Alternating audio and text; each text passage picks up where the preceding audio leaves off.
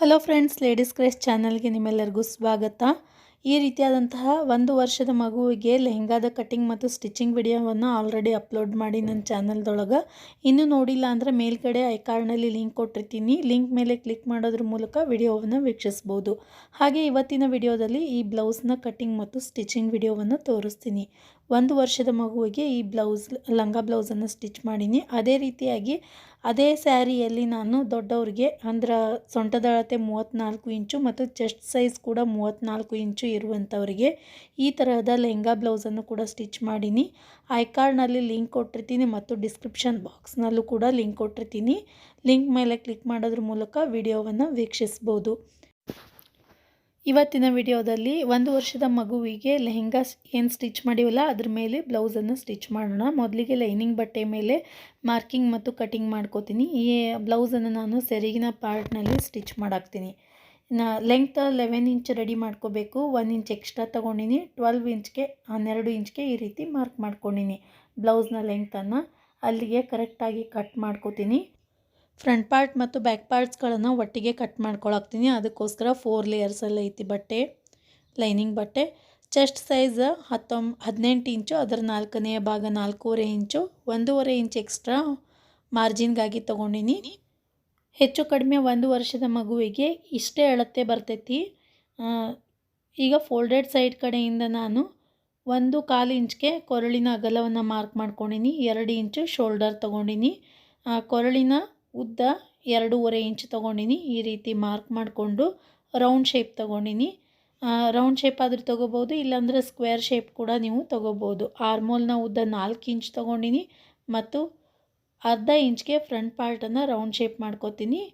ಅರ್ಧ inch front back ಎರಡು ಸೇರಿಸಿನಿ, ಅರ್ಧ ಇಂಚ್ಗೆ ಮಾಡ್ಕೊಂಡಿನಿ. ಚೆಸ್ಟ್ 4.5 ಇಂಚು, 1.5 ಇಂಚ್ ಎಕ್ಸ್ಟ್ರಾ ಹೊಲಿಗೆ ಮಾರ್ಜಿನ್ಗಾಗಿ. ಈ ರೀತಿ ರೌಂಡ್ ಶೇಪಲ್ಲಿ ಈಗ ಕಟ್ ಮಾಡ್ಕೊಂಡಿನಿ. ಸ್ವಲ್ಪ ಆಮೇಲೆ ಪ್ಲ್ಯಾನ್ ಚೇಂಜ್ ಆಯಿತು. ಸ್ಕ್ವೇರ್ ಶೇಪಲ್ಲಿನೇ ನಾನು ಬ್ಲೌಸನ್ನು ಸ್ಟಿಚ್ ಮಾಡೀನಿ. ನೀವು ಯಾವುದಾದ್ರೂ ಶೇಪ್ ತಗೋಬೋದು. ಈ ರೀತಿ ಕಟ್ ಮಾಡ್ಕೊಳಾಕ್ತೀನಿ ಲೈನಿಂಗ್ ಬಟ್ಟೆ ಮೇಲೆ ಬ್ಲೌಸ್ಗಾಗಿ. 1 ವರ್ಷದ ಮಗುವಿಗೆ ಈ ಬ್ಲೌಸನ್ನು ಸ್ಟಿಚ್ ಮಾಡಾಕ್ತೀವಿ. ನೆಕ್ಸ್ಟ್ ಈ ರೀತಿ ಲೈನಿಂಗ್ ಬಟ್ಟೆಯ ಮೇಲೆ ಕಟ್ ಮಾಡ್ಕೊಂಡಾದ್ಮೇಲೆ ಇದನ್ನು ಮೇನ್ ಫ್ಯಾಬ್ರಿಕ್ ಮೇಲೆ ಇಟ್ಟು ಕಟ್ ಮಾಡ್ಕೊಳ್ಳೋಣ. ನಾನು ಸ್ಯಾರಿಯ ಸೆರಗಿನ ಪಾರ್ಟಲ್ಲಿ ಈ ಬ್ಲೌಸನ್ನು ಸ್ಟಿಚ್ ಮಾಡಾಕ್ತೀನಿ. ಸ್ಯಾರಿಯ ಸೆರಗಿನ ಪಾರ್ಟನ್ನು ಕರೆಕ್ಟಾಗಿ ಡಬಲ್ ಫೋಲ್ಡ್ ಮಾಡಿಕೊಂಡು ಫ್ರಂಟ್ ಪಾರ್ಟ್ ಮತ್ತು ಬ್ಯಾಕ್ ಪಾರ್ಟ್ಸ್ಗಳನ್ನು ಸಪ್ರೇಟಾಗಿ ಕಟ್ ಮಾಡ್ಕೊಳಾಕ್ತೀನಿ. ಒಟ್ಟಿಗೆ ಕಟ್ ಮಾಡ್ಕೊಳಕ್ಕೆ ಅಷ್ಟೊಂದು ಬಟ್ಟೆ ಕರೆಕ್ಟಾಗಿಲ್ಲ, ಅದಕ್ಕೋಸ್ಕರ ಸಪ್ರೇಟಾಗಿಟ್ಟು ಎಲ್ಲೆಲ್ಲಿ ಅಡ್ಜಸ್ಟ್ ಆಗ್ತೈತಿ ಅಲ್ಲಿ ನಾನು ಕಟ್ ಮಾಡ್ಕೊಳಾಕ್ತೀನಿ. ಇಲ್ಲಾಂದ್ರೆ 2 ಪೀಸ್ಗಳನ್ನ ಒಟ್ಟಿಗೆ ನೀವು ಕಟ್ ಮಾಡ್ಕೋಬೋದು. ನೋಡಿರಿ, ಈ ರೀತಿಯಾಗಿ ಮೇನ್ ಫ್ಯಾಬ್ರಿಕ್ ಮೇಲೆ ಕಟ್ ಮಾಡ್ಕೊಂಡಿರುವಂತಹ ಲೈನಿಂಗ್ ಬಟ್ಟೆಯನ್ನು ಇಟ್ಟು ಫ್ರಂಟ್ ಪಾರ್ಟ್ ಮತ್ತು ಬ್ಯಾಕ್ ಪಾರ್ಟ್ಸ್ಗಳನ್ನು ಕಟ್ ಮಾಡ್ಕೊಳ್ಳೋದಾಯಿತು. ಈಗ ಸ್ಟಿಚಿಂಗ್ ಸ್ಟಾರ್ಟ್ ಮಾಡೋಣ. ಮೊದಲಿಗೆ ಫ್ರಂಟ್ ಪಾರ್ಟನ್ನು ಸ್ಟಿಚ್ ಮಾಡ್ಕೋತೀನಿ. ಫ್ರಂಟ್ ಪಾರ್ಟ್ನ ಲೈನಿಂಗ್ ಬಟ್ಟೆ ಮತ್ತು ಮೇನ್ ಫ್ಯಾಬ್ರಿಕ್ ಬಟ್ಟೆಯನ್ನು ಕರೆಕ್ಟಾಗಿ ಜೋಡಿಸಿಟ್ಕೊಂಡು, ಇದು ಸ್ಕ್ವೇರ್ ಶೇಪ್ ಅನ್ನೆಲ್ಲ ಸ್ಕ್ವೇರ್ ಶೇಪ್ಗೆ ಮೊದಲು ಕಟ್ ಮಾಡ್ಕೋತೀನಿ. ಈ ರೀತಿ ಕಟ್ ಮಾಡಿಕೊಂಡು ಈಗ ಲೈನಿಂಗ್ ಬಟ್ಟೆ ಮತ್ತು ಮೇನ್ ಫ್ಯಾಬ್ರಿಕನ್ನು ಜೋಡಿಸಿಟ್ಕೊಳ್ಳೋಣ. ಮೇನ್ ಫ್ಯಾಬ್ರಿಕನ್ನು ಸೀದಾ ಇಟ್ಕೊಂಡಿನಿ. ಅದ್ರ ಮೇಲೆ ಕಟ್ ಮಾಡ್ಕೊಂಡಿರುವಂತಹ ಲೈನಿಂಗ್ ಬಟ್ಟೆಯನ್ನು ಕರೆಕ್ಟಾಗಿ ಜೋಡಿಸಿಟ್ಕೊಂಡು ಕೊರಳಿನ ಭಾಗದಲ್ಲಿ ಸ್ಕ್ವೇರ್ ಶೇಪಲ್ಲಿ ಕಟ್ ಮಾಡ್ಕೊಂಡಿವಲ್ಲ, ಕರೆಕ್ಟಾಗಿ ಸ್ಕ್ವೇರ್ ಶೇಪ್ ಬರುವಂಗೆ ನಾವು ಸ್ಟಿಚ್ ಮಾಡ್ಕೋಬೇಕು. ನೋಡಿರಿ, 1/4 ಇಂಚು ಮಾರ್ಜಿನನ್ನು ಬಿಟ್ಟು ಸ್ಕ್ವೇರ್ ಶೇಪಲ್ಲಿ ಸ್ಟಿಚ್ ಮಾಡ್ಕೊಂಡಾದಮೇಲೆ ಎಕ್ಸ್ಟ್ರಾ ಇರುವಂತಹ ಫ್ಯಾಬ್ರಿಕನ್ನು ಕಟ್ ಮಾಡ್ಕೊರಿ. ಈಗ ಇದನ್ನು ತಿರುಗಿಸ್ಬಿಟ್ಟು ಮೇನ್ ಫ್ಯಾಬ್ರಿಕ್ ಮೇಲೆ ಒಂದು ಲೈನ್ ಸ್ಟಿಚ್ ಹಾಕ್ಕೊಳ್ಳೋಣ, ಟಾಪ್ ಸ್ಟಿಚ್ ಹಾಕ್ಕೊಳ್ಳೋಣ. ನೋಡಿರಿ, ಈ ರೀತಿಯಾಗಿ ನಾವು ಕೊರಳಿನ ಶೇಪನ್ನು ಸ್ಟಿಚ್ ಮಾಡ್ಕೋಬೇಕು. ಫ್ರಂಟ್ ಪಾರ್ಟ್ನ ಕೊರಳಿನ ಶೇಪ್ ಸ್ಟಿಚ್ ಮಾಡ್ಕೊಂಡಾದ್ಮೇಲೆ ಲೈನಿಂಗ್ ಬಟ್ಟೆ ಮತ್ತು ಮೇನ್ ಫ್ಯಾಬ್ರಿಕ್ ಸರ್ದಾಡದೇ ಇರಲಿ ಅಂಥೇಳಿ 4 ಕಡೆಗೂ ಕೂಡ ಒಂದೊಂದು ಹೊಲಿಗೆ ಹಾಕ್ಕೊಳ್ಳೋಣ. ನೋಡಿರಿ, ಈ ರೀತಿಯಲ್ಲಿ ಪೂರ್ತಿ ಎಂಡ್ಗೆ ಒಂದು ಲೈನ್ ಸ್ಟಿಚ್ ಹಾಕ್ಕೊಳ್ಳೋಣ. ಸ್ಟಿಚ್ ಹಾಕ್ಕೊಂಡಾದ್ಮೇಲೆ ಎಕ್ಸ್ಟ್ರಾ ಇರುವಂತಹ ಫ್ಯಾಬ್ರಿಕನ್ನು ಕಟ್ ಮಾಡ್ಕೊಳ್ಳೋಣ.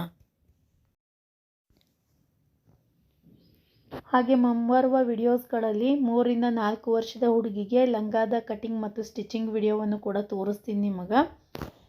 ಈ ಎಲ್ಲ ವಿಡಿಯೋಸ್ಗಳನ್ನು ನೋಡಬೇಕಂದ್ರೆ ನೀವು ನಮ್ಮ ಚಾನಲ್ಗೆ ಸಬ್ಸ್ಕ್ರೈಬ್ ಮಾಡ್ಕೋಬೇಕು. ಸಬ್ಸ್ಕ್ರೈಬ್ ಮಾಡ್ಕೊಳ್ಳೋದ್ರಿಂದ ನಾನು ಹಾಕುವಂತಹ ಎಲ್ಲ ವಿಡಿಯೋಸ್ಗಳ ನೋಟಿಫಿಕೇಷನ್ ನಿಮ್ಮ ಮೊಬೈಲ್ಗೆ ಬರ್ತೈತಿ. ಈ ರೀತಿ ಸುತ್ತಲೂ ಹೊಲಿಗೆ ಹಾಕ್ಕೊಂಡು ಆದಮೇಲೆ ಎಕ್ಸ್ಟ್ರಾ ಇರುವಂಥ ಫ್ಯಾಬ್ರಿಕನ್ನು ಕಟ್ ಮಾಡ್ಕೋಬೇಕು.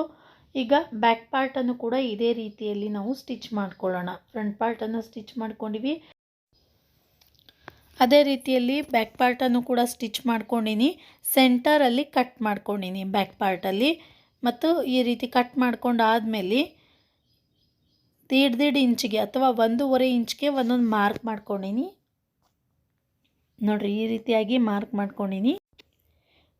ಮಕ್ಕಳಿಗೆ ಬ್ಯಾಕ್ ಬಟನ್ಸ್ ಬದಲಾಗಿ ಈ ರೀತಿ ಸ್ಟಿಚ್ ಮಾಡಿದ್ವಿ ಅಂದ್ರೆ ನಾನು ತೋರಿಸೋ ರೀತಿಯಲ್ಲಿ ಬ್ಯಾಕ್ ಬಟನ್ಸ್ ಅಥವಾ ಹುಕ್ ಮಾಡಿದ್ವಿ ಅಂದ್ರೆ ಚುಚ್ಚೋ ಚಾನ್ಸಸ್ ಇರ್ತಾವೆ ಬೆನ್ನಿಗೆ. ಅದಕ್ಕೋಸ್ಕರ ಈ ರೀತಿಯಾಗಿ ನಾನು ಡಿಸೈನ್ ಮಾಡಾಕ್ತೀನಿ.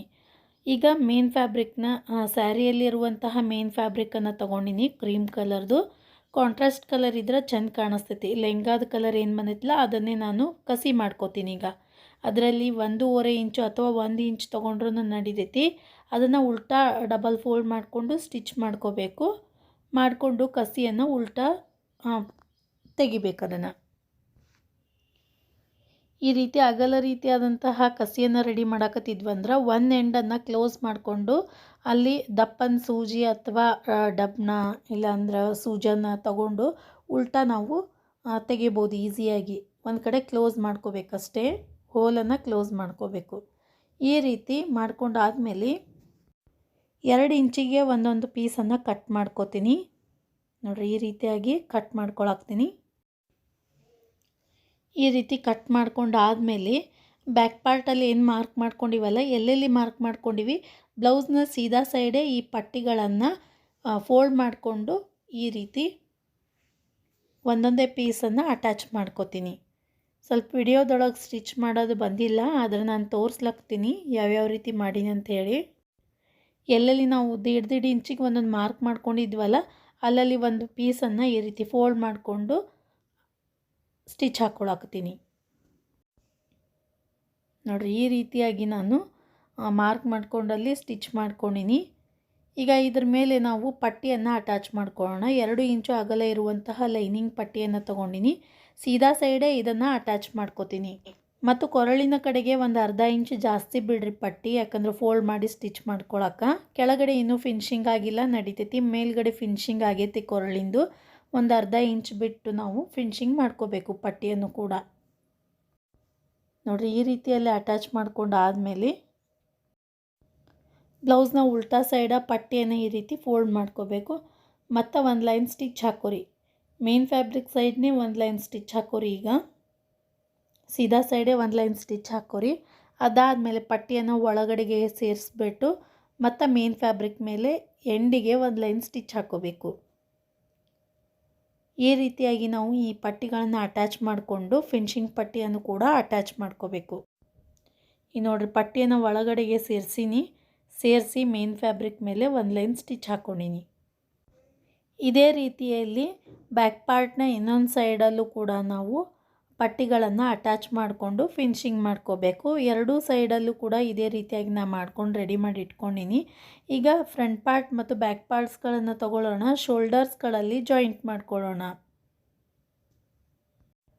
ಫ್ರಂಟ್ ಪಾರ್ಟ ಮತ್ತು ಬ್ಯಾಕ್ ಪಾರ್ಟ್ಸ್ಗಳನ್ನು ಕರೆಕ್ಟಾಗಿ ಜೋಡಿಸಿಟ್ಕೊಂಡು ಒಂದನ್ನು ಸೀದಾ ಇಟ್ಕೊರಿ, ಇನ್ನೊಂದನ್ನು ಉಲ್ಟಾ ಇಟ್ಕೊಂಡು ಎರಡೂ ಶೋಲ್ಡರ್ಸ್ಗಳನ್ನು ಸ್ಟಿಚ್ ಮಾಡ್ಕೋಬೇಕು. ನೋಡಿರಿ, ಈ ರೀತಿಯಾಗಿ ರೆಡಿಯಾಗೈತಿ. ಮನೆಯಲ್ಲಿರುವಂತಹ ಬ್ಲೌಸ್ ಪೀಸ್ಗಳನ್ನೇ ಕಾಂಟ್ರಾಸ್ಟ್ ಕಲರ್ಗಳನ್ನು ಯೂಸ್ ಮಾಡಿಕೊಂಡು ಈ ರೀತಿಯಾಗಿ ಕಿಡ್ಸ್ಗಳಿಗೆ ಅಥವಾ 1 ವರ್ಷ 1.5 ವರ್ಷದ ಮಗುವಿಗೆ ಈ ರೀತಿಯಾದಂತಹ ಲಂಗ ಬ್ಲೌಸನ್ನು ಸ್ಟಿಚ್ ಮಾಡ್ಬೋದು. ಈಗ ನೆಕ್ಸ್ಟ್ ನಾನು ಆರ್ಮೋಲ್ನ ಫಿನಿಶಿಂಗಾಗಿ ಲೈನಿಂಗ್ ಬಟ್ಟೆಯ ಕ್ರಾಸ್ ಪಟ್ಟಿಯನ್ನು ತೊಗೊಂಡಿನಿ. ಈಗ ಆರ್ಮೋಲ್ ಫಿನಿಶಿಂಗಾಗಿ ಬ್ಲೌಸನ್ನು ಸೀದಾ ಇಟ್ಕೊಂಡು ಆರ್ಮೋಲಲ್ಲಿ ಈ ಪಟ್ಟಿಯನ್ನು ಅಟ್ಯಾಚ್ ಮಾಡ್ಕೋತೀನಿ. ಹೆಮ್ಮಿಂಗ್ ಪಟ್ಟಿಯನ್ನು ರೆಡಿ ಮಾಡ್ಕೋತೀವಲ್ಲ ಅದೇ ರೀತಿಯಲ್ಲಿ ಆರ್ಮೋಲಲ್ಲೂ ಕೂಡ ಫಿನಿಶಿಂಗ್ ಮಾಡ್ಕೋಬೇಕು. ಪಟ್ಟಿಯನ್ನು ಅಟ್ಯಾಚ್ ಮಾಡಿಕೊಂಡು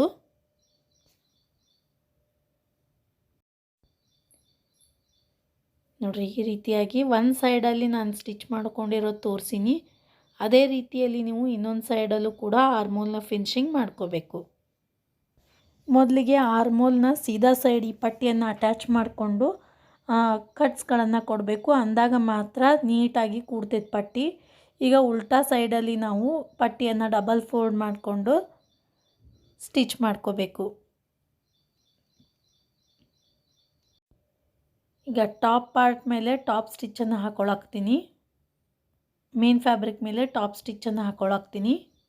ಈ ರೀತಿಯಾಗಿ ಆರ್ಮೋಲ್ನ ಫಿನಿಶಿಂಗ್ ಮಾಡ್ಕೋಬೇಕು. ಇಲ್ಲಾಂದ್ರೆ ನೀವು ಸ್ಲೀವ್ ಕೂಡ ಅಟ್ಯಾಚ್ ಮಾಡ್ಕೋಬೋದು. ಸ್ವಲ್ಪ ಚಿಕ್ಕ ಮಕ್ಕಳಿಗೆ ಇರಿಟೇಟ್ ಆಗ್ತದೆ ಅಂತ ಹೇಳಿ ನಾನು ಸ್ಲೀವನ್ನು ಅವಾಯ್ಡ್ ಮಾಡೀನಿ. ಎರಡು ಸೈಡಲ್ಲೂ ಕೂಡ ಆರ್ಮೋಲ್ ಫಿನಿಶಿಂಗ್ ಪೂರ್ತಿಯಾಗಿ ಮುಗ್ದೈತಿ. ನೆಕ್ಸ್ಟ್ ನಾವು ಕೆಳಗಡೆಗೆ ಪಟ್ಟಿಯನ್ನು ಅಟ್ಯಾಚ್ ಮಾಡ್ಕೋಬೇಕು. ಫಿನಿಶಿಂಗ್ ಪಟ್ಟಿಯನ್ನು ಬ್ಲೌಸ್ನ ಕೆಳಗಡೆಗೆ ಮೊದಲಿಗೆ ಲೆಂಗ್ತನ್ನು ನೋಡ್ಕೊರಿ. ಫ್ರಂಟ್ ಪಾರ್ಟ ಮತ್ತು ಬ್ಯಾಕ್ ಪಾರ್ಟ್ಸ್ಗಳ ಲೆಂಗ್ತನ್ನು ನೋಡ್ಕೊಂಬಿಟ್ಟು ಕೆಳಗಡೆಗೆ ಪಟ್ಟಿಯನ್ನು ಅಟ್ಯಾಚ್ ಮಾಡ್ಕೊರಿ. ಬೆನ್ಪಟ್ಟಿ ಅಟ್ಯಾಚ್ ಮಾಡ್ಕೋತೀವಲ್ಲ ಅದೇ ರೀತಿಯಲ್ಲಿ 2 ಇಂಚು ಅಗಲ ಇರುವಂತಹ ಪಟ್ಟಿಯನ್ನು ತಗೊಂಡು ಸೀದಾ ಸೈಡ್ ಡಬಲ್ ಫೋಲ್ಡ್ ಮಾಡಿ ಅಟ್ಯಾಚ್ ಮಾಡ್ಕೋಬೇಕು ಮತ್ತು ಉಲ್ಟಾ ಸೈಡ್ ಅದನ್ನೇ ತಗೊಂಡು ಟಾಪ್ ಸ್ಟಿಚ್ಚನ್ನು ಹಾಕ್ಕೋಬೇಕು. ಈ ರೀತಿಯಾಗಿ ಫ್ರಂಟ್ ಪಾರ್ಟ ಮತ್ತು ಬ್ಯಾಕ್ ಪಾರ್ಟ್ಸ್ಗಳಲ್ಲಿ ಎರಡೂ ಸೈಡಲ್ಲೂ ಕೂಡ ಬ್ಲೌಸ್ನ ಕೆಳಗಡೆಗೆ ಫಿನಿಶಿಂಗ್ ಪಟ್ಟಿಯನ್ನು ಅಟ್ಯಾಚ್ ಮಾಡ್ಕೋಬೇಕು.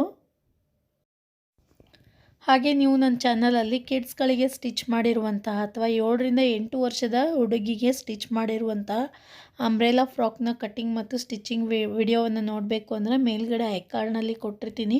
ಕ್ಲಿಕ್ ಮಾಡೋದ್ರ ಮೂಲಕ ವಿಡಿಯೋವನ್ನು ವೀಕ್ಷಿಸ್ಬೋದು. ನೋಡಿರಿ, ಈಗ ರೆಡಿ ಆಗೈತಿ. ಬ್ಯಾಕ್ ಪಾರ್ಟಲ್ಲಿ ಏನು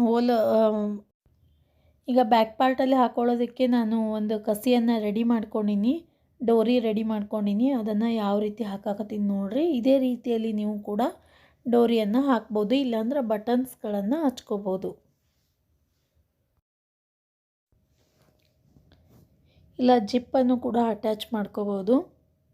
ಈಗ ಬ್ಯಾಕ್ ಪಾರ್ಟಲ್ಲಿ ಕಸಿ ಹಾಕೊಳ್ಳೋದು ಪೂರ್ತಿಯಾಗಿ ರೆಡಿ ಆಗೈತಿ. ಬ್ಲೌಸ್ನ ಎರಡು ಸೈಡ್ಸ್ಗಳನ್ನು ಸ್ಟಿಚ್ ಮಾಡ್ಕೊಂಡಿವಿ ಅಂದ್ರೆ ಬ್ಲೌಸ್ ಪೂರ್ತಿ ರೆಡಿ ಆದಂಗೆ ಮೊದಲಿಗೆ ಸೀದಾ ಸೈಡಲ್ಲಿ ಎಂಡಿಗೆ ಒಂದು ಲೈನ್ ಸ್ಟಿಚ್ ಹಾಕೋತೀನಿ. ಎರಡು ಸೈಡಲ್ಲೂ ಕೂಡ ಹಿಂಗೆ ಸ್ಟಿಚ್ ಮಾಡ್ಕೊಳ್ಳೋದ್ರಿಂದ ಸೀದಾ ಸೈಡಲ್ಲಿ ಎಂಡಿಗೆ ಒಂದು ಲೈನ್ ಸ್ಟಿಚ್ ಹಾಕ್ಕೊಳ್ಳೋದ್ರಿಂದ ನಮಗೆ ಓವರ್ಲಾಕ್ಸ್ ಹಾಕಿಸೋ ಅವಶ್ಯಕತೆ ಇರೋಂಗಿಲ್ಲ. ಈಗ ಬ್ಲೌಸನ್ನು ಉಲ್ಟಾ ಮಾಡ್ಕೊಂಡ್ಬಿಟ್ಟು ನಮ್ಮ ಮೇಜರ್ಮೆಂಟ್ನ ಪ್ರಕಾರ ಚೆಸ್ಟ್ ಸೈಜ್ 4.5 ಇಂಚ್ಗೆ ಈ ರೀತಿ ಮಾರ್ಕ್ ಮಾಡಿಕೊಂಡು ನಿಮ್ಮ ಮಗುವಿನ ಮೆಜರ್ಮೆಂಟ್ಸ್ ಏನೈತಿ ಅದರ ಪ್ರಕಾರ ಮಾರ್ಕ್ ಮಾಡಿಕೊಂಡು ಫೈನಲ್ ಸ್ಟಿಚ್ಚನ್ನು ಹಾಕೋರಿ. ಈಗ ಕಿಡ್ಸ್ಗಾಗಿ ಅಥವಾ 1 ವರ್ಷದ ಮಗುವಿಗೆ ಸ್ಟಿಚ್ ಮಾಡಿರುವಂತಹ ಬ್ಲೌಸ್ ಪೂರ್ತಿಯಾಗಿ ರೆಡಿಯಾಗೈತಿ. ಈ ವಿಡಿಯೋ ನಿಮಗೆಲ್ಲ ಇಷ್ಟ ಆಯಿತು ಅಂದ್ಕೋತೀನಿ. ತುಂಬಾ ಈಸಿ ಮೆಥಡಲ್ಲಿ ಹೇಳ್ಕೊಟ್ಟಿನಿ ಯಾವ ರೀತಿಯಾಗಿ ನಾವು ಬ್ಲೌಸನ್ನು ಸ್ಟಿಚ್ ಮಾಡಬೇಕು ಕಿಡ್ಸ್ಗೆ ಅಂಥೇಳಿ. ಮತ್ತು ಲಂಗಾದ ವಿಡಿಯೋವನ್ನು ಕೂಡ ನೋಡಿರಿ. ಎರಡೂ ಒಂದರಲ್ಲೇ ಹಾಕೋ ಪ್ರಯತ್ನನೂ ಮಾಡ್ತೀನಿ. ಲೆಹಂಗಾ ಮತ್ತು ಬ್ಲೌಸ್ ಎರಡನ್ನೂ ಕೂಡ ಒಂದೇ ವಿಡಿಯೋದಲ್ಲಿ ಅಪ್ಲೋಡ್ ಮಾಡುವ ಪ್ರಯತ್ನ ಕೂಡ ಮಾಡ್ತೀನಿ. ಈ ವಿಡಿಯೋ ನಿಮ್ಗೆ ಇಷ್ಟ ಆಯಿತು ಅಂದ್ರೆ ಲೈಕ್ ಮಾಡಿರಿ, ನಿಮ್ಮ ಫ್ರೆಂಡ್ಸ್ ಮತ್ತು ಫ್ಯಾಮಿಲಿ ಜೊತೆ ಶೇರ್ ಮಾಡಿಕೊಳ್ರಿ. ಹಾಗೆ ನಮ್ಮ ಚಾನಲ್ಗೆ ಸಬ್ಸ್ಕ್ರೈಬ್ ಮಾಡಿರಿ. ನೀವು ಸಬ್ಸ್ಕ್ರೈಬ್ ಮಾಡೋದ್ರಿಂದ ನಾನು ಹಾಕುವಂತಹ ಎಲ್ಲ ಹೊಸ ವಿಡಿಯೋಸ್ಗಳ ನೋಟಿಫಿಕೇಷನ್ ಡೈರೆಕ್ಟಾಗಿ ನಿಮ್ಮ ಮೊಬೈಲ್ಗೆ ಲಿಂಕ್ ಬರ್ತೈತಿ. ಅದಕ್ಕೋಸ್ಕರ ಮತ್ತು ನನಗೂ ಒಂದು ಮೋಟಿವೇಶನ್ ಸಿಕ್ಕಂಗೆ ಆಕೈತಿ. ಈ ವಿಡಿಯೋವನ್ನು ನೋಡಿದ್ದಕ್ಕೆ ನಿಮ್ಮೆಲ್ಲರಿಗೂ ಧನ್ಯವಾದಗಳು.